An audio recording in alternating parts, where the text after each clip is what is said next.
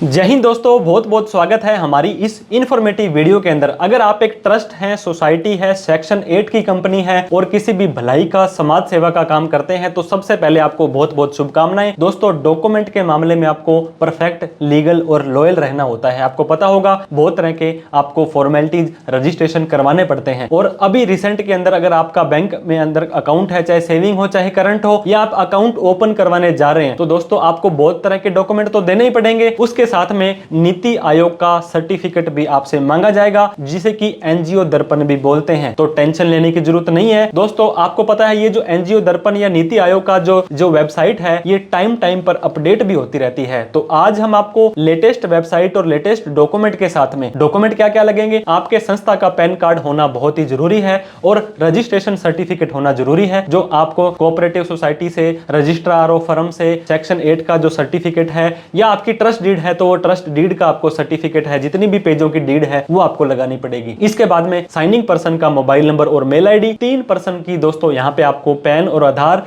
Mobile number और email ID आपको देनी पड़ेगी। एक एफिडेविट के तौर पर एक पर्सन का आधार और आपको देना पड़ेगा। बाकी practically live step by step हम आपको एनजीओ दर्पण अप्लाई करके बताने वाले हैं। इसके बाद में लास्ट में आपका नंबर जनरेट हो जाएगा और आप इसका सर्टिफिकेट भी डाउनलोड कर पाएंगे दोस्तों। तो आप हमें लाइक करना ना भूलें और किसी भी तरह का कोई डाउट, क्वेरी, क्वेश्चन हो तो कमेंट करके पूछें, और हमसे कोई प्रोफेशनल सर्विस आपको, हेल्प आपको चाहिए हो तो दिए गए नंबर पर कॉल, मैसेज, व्हाट्सएप कर सकते हैं। तो दोस्तों, हम एनजीओ दर्पण नीति आयोग का सर्टिफिकेट आपको अप्लाई करना बताने वाले हैं। इसके लिए आपको क्या करना है, किसी भी ब्राउजर में आ जाएं और यहाँ पे सीधा ही एनजीओ दर्पण लिख देंगे तो आपको पहली ही वेबसाइट दिखाई देगी दोस्तों, NGOdarpan.gov.in। आपको इस वेबसाइट के ऊपर क्लिक करना है क्योंकि ये इंटरफेस काफ़ी बार बदल चुके हैं। अब लेटेस्ट जो भी चेंजेस आपको यहाँ पे दिखाई देंगे उसके आधार पर ही आपको एनजीओ दर्पण का रजिस्ट्रेशन अप्लाई करके बताने वाले हैं। आप यहाँ पे देख सकते हैं इस तरह का आपको पोर्टल दिखाई देगा। अब क्या करना है दोस्तों, ऊपर साइड आपको यहाँ पे ऑप्शन दिखाई दे रहा होगा, यहाँ पे लॉगिन या साइन अप। अगर आप पहली बार इस पोर्टल पर आए हैं तो पहले आपको साइन अप करना पड़ेगा। तो इस पर जैसे ही आप क्लिक कर देंगे तो आप यहाँ पे देख सकते हैं आपको सीधा ही लॉगिन करवा रहा है। लॉगिन पासवर्ड से करेंगे या ओटीपी से करेंगे और यहाँ पे आपको यूजर आईडी, पासवर्ड डालना है। लेकिन आपको यहाँ पे साइन अप का ऑप्शन नहीं दे रहा है, तो थोड़ा सा नीचे आप आ जाएंगे तो यहाँ पे don't have an account register का ऑप्शन आपके पास आ रहा होगा। आप सिंपली इस रजिस्टर के ऊपर क्लिक कर देंगे। अब दोस्तों, आपको ये सारा का सारा डेटा आधे घंटे के अंदर डाल करके रजिस्टर कर लेना है, नहीं तो ये टाइम आउट हो जाएगा, फिर आपको सारा का सारा काम फिर से करना पड़ेगा। हमने आपको डॉक्यूमेंट ऑलरेडी बता दिए थे। अब आपको यहाँ पे सबसे पहले दोस्तों नेम ऑफ ऑर्गेनाइजेशन जो आपके पैन कार्ड में है, कई बार डीड में नाम अलग होता है और पैन में नाम अलग होता है, जो पैन कार्ड वाला नाम आपको यहाँ पे डालना है।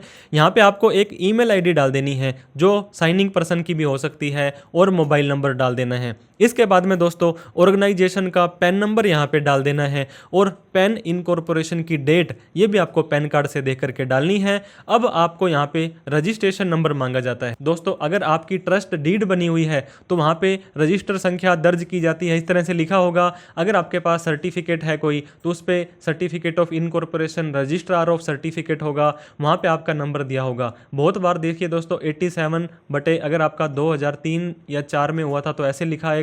तो जो भी आपका सर्टिफिकेट का नंबर है वो आप ही को पहचानना पड़ेगा। फिर भी कोई डाउट आपको आ रहा है तो आप हमसे भी कमेंट करके पूछ सकते हैं, या हमसे कोई कंसल्टेंसी चाहिए तो बात कर सकते हैं। अब दोस्तों डेट ऑफ रजिस्ट्रेशन ये भी आपका क्या होना चाहिए कि आपकी ट्रस्ट कब बनी थी। जब आपका पैन कार्ड बना होगा, मोस्ट ऑफ द केसेस में ये तो सेम ही होनी चाहिए। अब यहाँ पे रजिस्ट्रेशन रिन्यूड, यहाँ पे यस या नो दिखाई दे रहा है। तो दोस्तों ऊपर वाला डेटा डालने के बाद आपको यहाँ पे पूछा जा रहा है कि रजिस्ट्रेशन आपने कभी रिन्यू करवाया है। कि आपको पता होगा एक बार आप अपनी डीड बनवा लेते हैं, या उसको बहुत सारे केस में तो आपको इसको रिन्यू करवाने की ज़रूरत नहीं पड़ती है, ये आपकी लाइफ टाइम ही वैलिड रहती है। अगर आपने फिर भी किसी केस के अंदर रिन्यू करवाया है तो उस रिन्यूअल की डेट आपको देनी पड़ेगी। हमने कोई रिन्यूअल नहीं कराया है तो हमने यहाँ पे नो कर दिया है। अब आपको दोस्तों टाइप पूछा जा रहा है, आपको यहाँ पे दिया जा रहा है सेक्शन 8 की कंपनी। अगर आपके पास सर्टिफिकेट ऑफ इनकॉर्पोरेशन है, आपने कंपनी बनाई है, अगर आपके पास सोसाइटी एक्ट के अंदर रजिस्टर हो, अगर आप ट्रस्ट डीड आपने बना रखी है तो आपको यहाँ पे ट्रस्ट आपके अकॉर्डिंग ले लेना है। अब दोस्तों स्टेट ऑफ रजिस्ट्रेशन कि आपका जो रजिस्ट्रेशन है कौन से स्टेट के अंदर रजिस्टर्ड हुआ है। तो अब दोस्तों क्या होगा, हमने यहाँ पे जो आपको बताया था रजिस्ट्रेशन रिन्यूड नो ले लिया है, टाइप ऑफ हमारी एनपीओ ले ली है, कौन से स्टेट में हम रजिस्टर हैं, और हमारे स्टेट का जो डिस्ट्रिक्ट जहाँ पे हमने जिस ऑफिसर ने या जिस ज़िले के अंदर हमें रजिस्ट्रेशन हुआ है और हमें यहाँ पे एक्ट का नाम उसके अकॉर्डिंग ले लेना है। आपको समझ नहीं आता है तो इंडियन ट्रस्ट एक्ट ले सकते हैं और आपका रजिस्टरिंग अथॉरिटी कौन है वो सेलेक्ट करके आपकी ट्रस्ट में कितने मेंबर हैं। बहुत सारे लोग यहाँ पे गलती करते हैं, 10 मेंबर, 15 मेंबर या 20 मेंबर होते हैं, वो सबकी यहाँ पे नंबर डाल देते हैं। फिर क्या है दोस्तों, इनकी सबकी डिटेल आपको आगे डालनी पड़ेगी। तो 3 मेंबर यहाँ पे मैंडेटरी हैं, मिनिमम 3। अगर आपके 2 मेंबर हैं तो भी आपका काम नहीं चलेगा।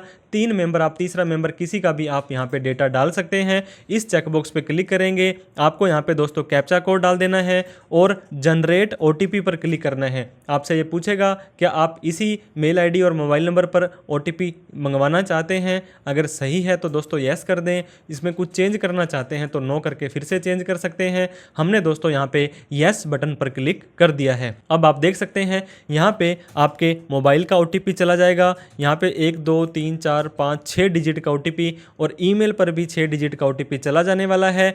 दोस्तों 1 मिनट के बाद ये देखिए यहाँ पे इसको फिर से रीसेंड कर सकते हैं और 15 मिनट तक अगर ये ओटीपी नहीं डालेंगे तो ये ओटीपी आपका एक्सपायर हो जाने वाला है। तो जैसे ही दोस्तों ईमेल और मोबाइल वाले ओटीपी डालने के बाद आप सबमिट बटन पर क्लिक कर देंगे, आपको इस तरह का your sign up process is completed हो चुका है, your login detail have been send to register email ID. अब आप यहाँ पे कंटिन्यू टू लॉगिन कर सकते हैं क्योंकि अपने आप को अब आपने रजिस्टर कर लिया है। तो जैसे ही आप यहाँ पे कंटिन्यू टू लॉगिन पर क्लिक करेंगे, अब दोस्तों आप यहाँ पे देख सकते हैं आपसे पूछा जा रहा है आप यहाँ पे अपना एनजीओ का पैन नंबर डाल लें या दर्पण की आईडी डालें लॉगिन करने के लिए। फिर आपको अपना पासवर्ड डालना है, ये पासवर्ड आपको ईमेल पर आएगा, इसके बाद में आप इसको चेंज कर सकते हैं। फिर आपको ये कैप्चा कोड यहाँ पे डाल करके लॉगिन बटन पर क्लिक करना है। अदरवाइज एक ऑप्शन और दिया गया है लॉगिन विद ओटीपी, जैसे आप यहाँ करेंगे तो दोस्तों आपको यहाँ पे अपना पैन नंबर डालना है, ये कैप्चा डालना है और सिंपल ही जनरेट ओटीपी के ऊपर क्लिक कर देना है। तो जैसे ही दोस्तों हमने हमारी संस्था का पैन नंबर और जो हमें पासवर्ड आया था वो डालने के बाद लॉगिन बटन पर क्लिक किया, अब आपसे यहाँ पे 2 काम कराए जाएंगे। क्रिएट पासवर्ड, अब आपको अपना एक नया पासवर्ड बना लेना है जो आपके हिसाब से आपको इन फ्यूचर में याद भी रहे। तो ईमेल पर जो पासवर्ड आया था वो आपको यहाँ डालना है और नया पासवर्ड, और उसी नए पासवर्ड को यहाँ कन्फर्म करना है और इस कैप्चा कोड को आपको यहाँ पे भर देना है। और एक 4 डिजिट का एम पिन दोस्तों इस बार से आपको बनवाया जा रहा है। ये 4 डिजिट का पिन आप 1 2 3 4 कुछ भी रख सकते हैं और अगली बार या फ्यूचर में कभी भी लॉगिन करेंगे तो ये पिन आपको दोस्तों हर बार पूछा जाएगा। तो इस पिन को और इस पासवर्ड को नया बना करके कहीं पर भी आप लिख सकते हैं। इससे पहले एक और ऑप्शन दिया गया था दोस्तों, ओटीपी आपने एक तो यूजर आईडी और पासवर्ड से ओटीपी लॉगिन किया था और एक ओटीपी से अगर आप लॉगिन करेंगे, दोनों ही केस के अंदर आपको ये 4 डिजिट का एम पिन पूछा जाने वाला है। तो इसको बड़े ही अच्छे से और सावधानी से आपको यहाँ पे बना लेना है। तो दोस्तों हमने यहाँ पे हमारा पुराना पासवर्ड, नया जो पासवर्ड बनाया था वो, और हमने यहाँ पे अपना पिन डाल दिया। अब हमें यहाँ पे सबमिट बटन पर क्लिक कर देना है। तो जैसे ही हम सबमिट बटन पर क्लिक करेंगे सक्सेसफुली का मैसेज आपका यहाँ पे आ जाएगा, your credential have been updated successfully. अब आपको क्या करना है, यहाँ पे अपनी एनजीओ का पैन नंबर और आपने जो नया पासवर्ड बनाया है वो और कैप्चा कोड डाल देना है। अगर आप फिर भी पासवर्ड से लॉगिन नहीं करना चाहते हैं तो लॉगिन विद ओटीपी करेंगे। यहाँ पे आप पैन नंबर डालेंगे और आपके मोबाइल और ईमेल पर ओटीपी आ जाएगा और आप यहाँ पे आगे बढ़ सकते हैं। तो अब हम दोस्तों हमारा यूजर नेम, पासवर्ड और कैप्चा कोड डालने के बाद लॉगिन बटन पर क्लिक करेंगे तो हमें अब यहाँ पे हमारा पिन पूछा जाएगा। जो मैंने आपको बताया था ये पिन होना बहुत ज़रूरी है। अब आपको क्या करना है, लॉगिन बटन पर क्लिक कर देना है। एनजीओ दर्पण का हमारा पोर्टल है, खुल जाने वाला है। यहाँ पे हमारा परसेंटेज बता रहा है 0% अभी कंप्लीट हुआ है। हमारी संस्था का नाम, डिस्ट्रिक्ट, कौन से साल में रजिस्ट्रेशन हुआ है, ये काफ़ी सारी डेट हमारी आ जाएगी। अब दोस्तों ये कहता है क्लिक टू प्रोसीड, आपको यहाँ पे क्लिक टू प्रोसीड पर क्लिक कर देना है। अब आपको स्टेप बाय स्टेप काफ़ी सारी चीज़ें यहाँ पे डालनी पड़ेगी। आप यहाँ पे देख सकते हैं आपको सबसे पहले एनपीओ की डिटेल, फिर मेंबर्स की डिटेल, फिर आपका वर्किंग एरिया, फिर आपको फाइनल सबमिशन करना है। तो बड़े ही आसान शब्दों में हम आपको स्टेप बाय स्टेप भर के बताने वाले हैं। कुछ डेटा तो दोस्तों ऑटोमेटिक यहाँ पे आपका आ जाएगा, संस्था का नाम, पैन जो आपने स्टार्टिंग में डाल दिया था। अब दोस्तों अगर आपकी संस्था की वैलिडिटी अवेलेबल है तो यस करके डिटेल डाल दें। FCRA के अंदर आप रजिस्टर हो तो डिटेल डाल दें। एनपीओ का यूआरएल, अगर आपकी कोई वेबसाइट वगैरह है तो आप यहाँ पे डाल सकते हैं। अब नीचे आने के बाद दोस्तों आपसे पूछा जा रहा है एनपीओ का रजिस्ट्रेशन, आपका रजिस्टर एड्रेस है वो क्या रहने वाला है। तो आपने यहाँ पे कुछ डेटा तो डाला था, आपका स्टेट और आपका डिस्ट्रिक्ट आ गया था। अब यहाँ पे सब डिस्ट्रिक्ट, आपकी तहसील, आपका पिन कोड और डिटेल के अंदर एड्रेस आपको यहाँ पे डाल देना है। फिर दोस्तों आपको पूछता है पेरेंट ऑर्गेनाइजेशन। पेरेंट ऑर्गेनाइजेशन अगर इसके ऊपर या नीचे कोई संस्था है तो यस करके डिटेल डालेंगे, अदरवाइज सिंपली हम यहाँ पे नो कर देने वाले हैं। तो सर आपने यहाँ पे अपना एड्रेस डाल दिया है। इसके बाद आपको नीचे कुछ सपोर्टिंग डॉक्यूमेंट, अपलोड डॉक्यूमेंट्स मांगे जा रहे हैं। अपलोड रजिस्ट्रेशन सर्टिफिकेट, अगर आपकी ट्रस्ट डीड है तो आपको यहाँ पे डीड करनी है। रजिस्टर आरओसी में अगर आप हो तो आपको आरओसी का सर्टिफिकेट देना है, या आपकी कोई भी रजिस्ट्रेशन सर्टिफिकेट है इस पर क्लिक करेंगे और आपको यहाँ पे अटैच कर देना है। इस तरह से आपकी आ जाएगी डॉक्यूमेंट। अब आपको एमओयू, ट्रस्ट डीड या कोई भी अदर सपोर्टिंग डॉक्यूमेंट है, ये भी आपके लिए मैंडेटरी है, ये भी आपको यहाँ पे डाल देना है। अब नीचे आने के बाद दोस्तों दो चीज़ें हैं, सेव एज ड्राफ्ट है। जैसे आप सेव एज ड्राफ्ट करेंगे इसका मतलब है कि आपने जो भी डेटा डाला है वो सेव हो चुका है। कुछ भी इंटरनेट की कनेक्टिविटी या दिक्कत आती है तो आपको ये डेटा यहीं का यहीं मिल जाएगा। ये डालने के बाद में नीचे सबमिट बटन पर आपको क्लिक कर देना है, तो आपको एनजीओ की डिटेल्स वाला जो फर्स्ट इन्फॉर्मेशन है वो आप देख सकते हैं, your request has been processed successfully.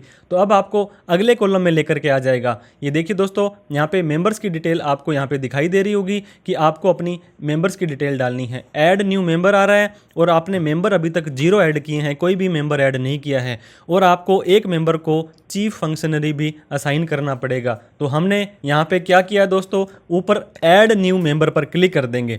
अब आपको मैंने बताया था 3 मेंबर्स के पैन कार्ड और आधार कार्ड आपको देने होते हैं। मेंबर का फुल नेम, उसकी डेट ऑफ बर्थ, उसका जेंडर और उसके फादर या मदर का नेम यहाँ पे आ जाएगा। फिर उसकी क्या डेजिग्नेशन है, डेजिग्नेशन के अंदर अगर हम आते हैं तो यहाँ पे ये देखिए प्रेसिडेंट है, सेक्रेटरी है, क्या है वो डाल देंगे। अब चीफ फंक्शनरी को यहाँ पे अगर आप यस कर देते हैं तो कहने का मतलब कम से कम एक मेंबर को ये करना आपके लिए ज़रूरी है। अब इस व्यक्ति का पैन कार्ड में क्या नाम है, पैन नंबर क्या है, उसका आधार कार्ड में क्या नाम है, उसका आधार नंबर क्या है, उसका मोबाइल नंबर, उसकी ईमेल आईडी, और ये संस्था में कब से काम कर रहा है। मोस्ट ऑफ द केसेस में तो जब संस्था स्टार्ट होती है तभी से ये कर रहे होते हैं, लेकिन बाद में भी हैं तो आप बाद वाला डाल सकते हैं। ये सारी की सारी डिटेल आपको पैन और आधार के हिसाब से डालनी है। फिर उस मेंबर का कौन से राज्य में वो रहता है, कौन से डिस्ट्रिक्ट में, सब डिस्ट्रिक्ट में, उसका पिन कोड और उसका सारा का सारा एड्रेस डिटेल के अंदर आपको डाल करके आई एग्री पर क्लिक कर देना है। साथ साथ में आप जो भी काम कर रहे हैं सेव एज ड्राफ्ट भी आपको करते रहना है। तो हमने सारा का सारा डेटा हमारे पहले मेंबर का डालने के बाद आपको यहाँ पे सबमिट बटन पर क्लिक कर देना है। तो दोस्तों जैसे ही हम हमारी मेंबर की सारी डिटेल डाल देंगे और डिटेल डालने के बाद सबमिट बटन पर क्लिक करेंगे तो आप यहाँ पे देख सकते हैं your request has been processed successfully. तो अब हमारा एक मेंबर, 2 मेंबर और 3 मेंबर, ये आप देख सकते हैं एक्टिव और एक्टिव आपको यहाँ पे दिखाना पड़ेगा। तो इस तरह से आप अपने तीनों के तीनों मेंबर्स को अपने ऐड कर लें, और यहाँ पे आप देख सकते हैं मेंबर्स एडेड में 3 हो जाएगा और एक मेंबर को चीफ फंक्शनरी बनाना बहुत ही जरूरी है। तो दोस्तों हम यहाँ पर मेंबर्स की डिटेल को डाल चुके हैं और आप यहाँ पे देख सकते हैं 50% हमारी प्रोफाइल कंप्लीट भी हो चुकी है। आपको फिर से क्लिक टू प्रोसीड या जो भी आपका आगे का स्टेप आ रहा है वो आपको यहाँ पे डाल देना है। यहाँ पे आप देख सकते हैं हमारी एनपीओ की डिटेल कन्फर्म ग्रीन कलर में आ चुकी है, मेंबर की डिटेल ग्रीन कलर में आ चुकी है। अब आपको वर्किंग एरिया और फाइनल सबमिशन आपका डाल देना है। वर्किंग एरिया के अंदर आप जैसे आओगे तो आपसे आपका स्टेट पूछा जाएगा कि किस स्टेट के अंदर आप अपना काम करने वाले हैं, तो उस स्टेट का नाम आपको यहाँ पे डाल देना है। इसके बाद में आपको अपना डिस्ट्रिक्ट सेलेक्ट कर लेना है। अब प्राइमरी सेक्टर की बात करते हैं दोस्तों। मान लीजिए हम एजुकेशन पर काम करेंगे तो EDU लिखेंगे तो यहाँ पे आपका एजुकेशन आ जाएगा, और नहीं भी आपको सेलेक्ट करना है तो एक डिटेल के अंदर लिस्ट दी गई है, आप इनमें से मैक्सिमम 5 आपके जो काम आपकी संस्था करनी चाहती है उनको आप सेलेक्ट यहाँ से कर सकते हैं। तो दोस्तों हमने यहाँ पे प्राइमरी सेक्टर में 5 सेलेक्ट कर लिए। अब आपको सेकेंडरी के अंदर भी सेलेक्ट करने हैं। हो सकता है आप सेम के सेम सेलेक्ट कर लें, या आपके जो भी पर्पज हैं वो आपको पता होने चाहिए कि हम किस किस के ऊपर हम हमारा काम कर रहे हैं। हालांकि ये आपके लिए मैंडेटरी नहीं है, क्योंकि आप ये चीज़ का हमेशा ध्यान रखें कि जहाँ पर ये लाल अक्षर का आपको मैंडेटरी टिक लगा है और यहाँ पे नहीं लगा है तो आप यहाँ पे डालेंगे तो आपकी इच्छा है, नहीं डालेंगे तो भी आपके लिए काम चले जाएगा। अब आपको सबमिट बटन पर क्लिक कर देना है। तो यहाँ पे देखिए सक्सेस योर वर्किंग एरिया हमारा सबमिटेड हो चुका है। इससे ज़्यादा दोस्तों और किसी स्टेट में भी आपने काम करना है, इस प्लस के निशान पर आपको क्लिक करना है और फिर से आपको अपना डिटेल डाल देनी है। अब आपको दोस्तों प्रोजेक्ट डिटेल के अंदर जाना है। Do you want to enter project detail? दोस्तों यस करेंगे तो काफ़ी सारा डेटा आपको डालना पड़ेगा, तो हम आपको ये रेकमेंड करेंगे नो करके ही आप आगे बढ़ जाएं, क्योंकि आपका यहाँ पे डेटा वैसे भी ऑटोमेटिक सेव और सबमिट हो जाने वाला है। नीचे एक्टिविटी में आएंगे, आप अपनी एक्टिविटी की डिटेल डालना चाहते हैं तो यस करके क्या क्या एक्टिविटी कौन कौन से साल से कर रहे हैं डाल सकते हैं। अदरवाइज बिना डाले अगर आपका काम हो रहा है तो आप यहाँ पे देख सकते हैं ये भी आपका सेव सक्सेसफुली हो चुका है। तो अब यहाँ पे आपने एक्टिविटी, प्रोजेक्ट और वर्किंग एरिया को डाल दिया है। यहाँ पे आपको दोस्तों फाइनल सबमिशन का ऑप्शन दिखाई दे रहा होगा, इसके ऊपर आपको सिंपली यहाँ पे क्लिक कर देना है। तो ये आप देख सकते हैं जैसे आप फाइनल सबमिशन पर आए आपका वर्किंग एरिया भी ग्रीन हो चुका है। अब आप डिटेल्स को डाउनलोड करके चेक कर सकते हैं, देख सकते हैं, क्योंकि आपको पता होगा बाद में डाटा चेंज करने में काफ़ी दिक्कत आती है।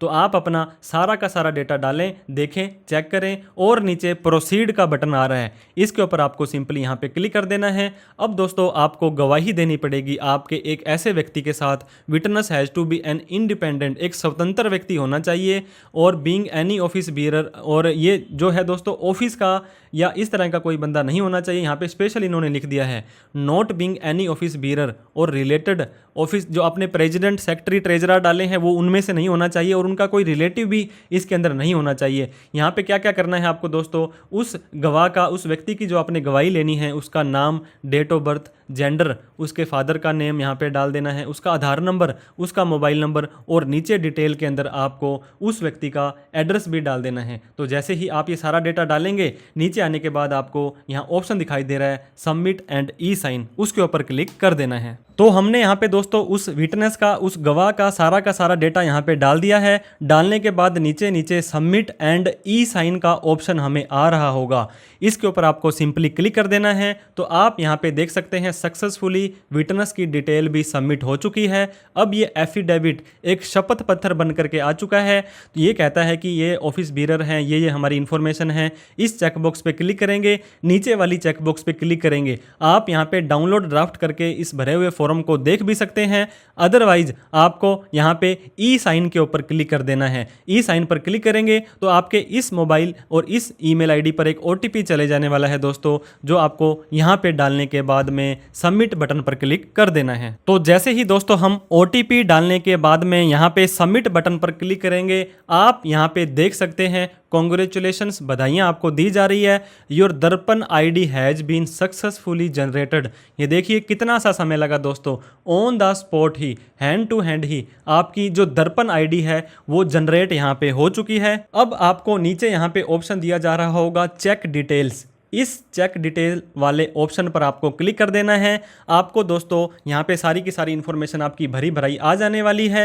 यहाँ पे आपकी संस्था का नाम, यहाँ पे दोस्तों आपका डिस्ट्रिक्ट, कौन से साल का रजिस्ट्रेशन है, आरसी आपकी एक्सपायर कभी नहीं होगी, दर्पण आईडी आपके स्टेट के हिसाब से राजस्थान है तो आरजे, कर्नाटका है तो आपका केए, डेट ऑफ जनरेशन, किस दिन आपकी आईडी जनरेट हुई थी, और दोस्तों दर्पण आईडी का स्टेटस ये आपका एक्टिव है और ये लगभग हमेशा एक्टिव ही रहता है। तो इस तरह से आप अपनी एनजीओ दर्पण की जो आईडी है उसको रजिस्टर कर पाए होंगे। दोस्तों बहुत सारी पेचीदापन होती हैं, बहुत सारी फॉर्मेलिटीज़ होती हैं, वो अगर आपको नहीं कर पा रहे हो, किसी भी तरह की कोई प्रोफेशनल हेल्प आपको चाहिए है, कोई आपको दोस्तों डाउट क्वेरी हो, तो आप हमें कमेंट करें और प्रोफेशनल सर्विसेज के लिए हमारे दिए गए नंबर पर कॉल, मैसेज, व्हाट्सअप कर सकते हैं। इसका रजिस्ट्रेशन सर्टिफिकेट एक जनरेट किया जाता है, जो यूजुअली तो आप इसका स्क्रीनशॉट भी ले सकते हैं, जिसको हमने एक डिटेल वीडियो में सेपरेटली आपको समझा भी रखा है। तो दोस्तों इन्हीं शब्दों के साथ में आपका बहुत बहुत धन्यवाद। वीडियो अच्छी लगी हो तो लाइक करके